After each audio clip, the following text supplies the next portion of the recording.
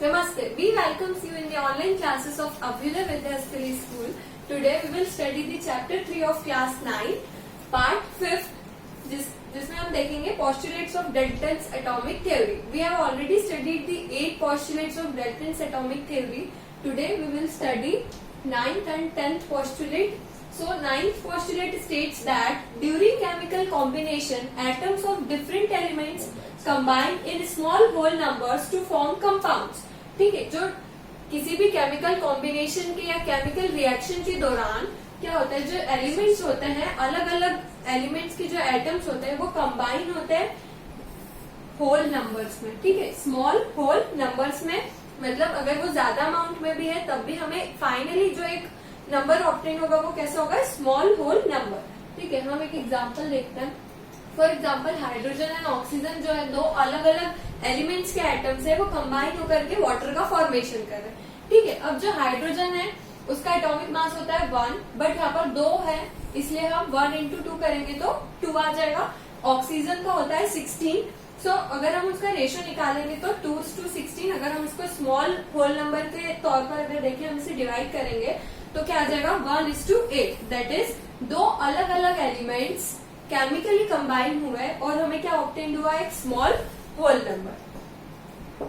Now 10th postulate states that atoms of the same element can combine in more than one ratio. एक ही जो element है उसके atoms एक से ज्यादा टाइप से कंबाइन हो सकते हैं, एक से ज्यादा रेशियो में कंबाइन हो सकते हैं. Atoms of the same element can combine in more than one ratio. ठीक है, मतलब सपोज ए और बी दो एलिमेंट्स है हमारे पास, उनके जो एटम्स है वो A2B, A3B ऐसे अलग अलग रेशियोज में कंबाइन हो सकते हैं. ठीक है, जैसे कार्बन मोनोऑक्साइड और कार्बन डाइऑक्साइड सेम एलिमेंट्स है, एटम सेम है, बट रेशियो जो है उनका अलग अलग है. कैसे है, यहाँ पर रेशियो क्या आया, 3:4. दैट इज कार्बन मोनोऑक्साइड का, एंड कार्बन डाइऑक्साइड का भी सिमिलर रेशियो आएगा, बट कब, जब हम स्मॉल होल नंबर देखेंगे. बट इनिशियली क्या रहेगा, वो 12:32 और यहाँ पर 12:16. ठीक है, एलिमेंट सेम है बट उनका जो रेशियो है वो कैसा है, डिफरेंट है. तो यहाँ पर जो 10 पोस्टुलेट्स थे डाल्टन्स एटॉमिक थ्योरी के, दे आर फिनिश्ड. नाउ अब हम देखते हैं कि जो डाल्टन की एटॉमिक थ्योरी है वो कहाँ से ओरिजिनेट हुई है या फिर उसकी जो बेसिस है वो कहाँ से है.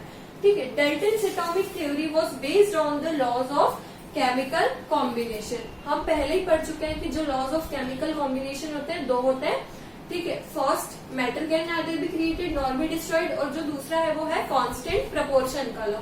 ठीक है, अब हम देखते हैं कि वो कैसे रिलेट करते हैं. सो पोस्टुलेट 3 जो है डाल्टन्स एटॉमिक थ्योरी का, वो क्या स्टेट करता है, that is atom can neither be created nor be destroyed. Atom को ना हम क्रिएट कर सकते हैं ना हम उसे डिस्ट्रॉय कर सकते हैं. और यही statement but in context to matter कौन देता है, law of conservation of mass. ठीक है, जो लॉ ऑफ केमिकल कॉम्बिनेशन है, first law that is conservation of mass, उसका स्टेटमेंट मैटर के कॉन्टेक्स्ट में सेम है. That is matter can neither be created nor be destroyed.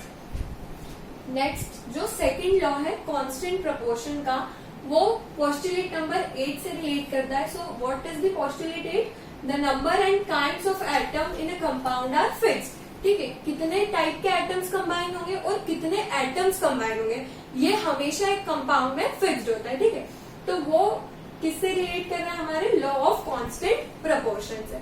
अब हर एक चीज जो है उसके दो पहलू होते हैं, किसी के बेनिफिट्स है तो उसके ड्रॉबैक्स भी होते हैं. सो जो अभी जितने भी पोस्टुलेट्स थे उन्होंने हमें एटम्स के बारे में बहुत सारी इंफॉर्मेशन दी, बट कहीं ना कहीं उसके कुछ ड्रॉबैक्स भी है. So drawbacks of Dalton's atomic theory. One of the major drawback of Dalton's atomic theory of matter is that atoms were thought to be indivisible. हमने ये देखा था कि जो एटम्स होते हैं वो कैसे होते हैं, इंडिविजिबल होते हैं, मीन्स हम उसे डिवाइड नहीं कर सकते. बट जो एटम है अगर हम उसे फॉर एन इंस्टेंट देखें तो वो भी 3 सब एटॉमिक पार्टिकल से मिलकर बना है. That is proton, neutron and electron. ठीक है, we now know that under special circumstances, कुछ स्पेशल कंडीशंस के अंदर अगर हम उसे देखें तो वो भी 3 सब पार्टिकल्स में डिवाइड हो सकता है. सो जो डाल्टन की थ्योरी थी वो फेल हो गई थी इस बात को एक्सप्लेन करने में. Second, Dalton's atomic theory says that all the atoms of an element have exactly the same mass. उन्होंने क्या बोला कि एक एलिमेंट के जितने भी एटम्स होंगे उन सभी का मास एकदम इक्वल होगा, एकदम एग्जैक्ट होगा. But after some other discoveries ये कंक्लूड हुआ कि जरूरी नहीं है कि एक एटम के एक एलिमेंट के सारे एटम्स का मास सेम हो, वो स्लाइटली डिफर कर सकते हैं. ठीक है. It is however now known that atoms of the same element can have slightly different masses.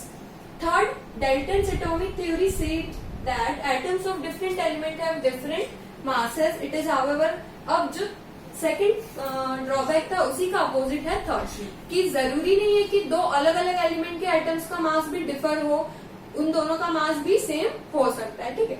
So these were the 3 drawbacks of the Dalton's atomic theory. Here our topic Dalton's atomic theory ends. I hope you all understood it very well. Thank you.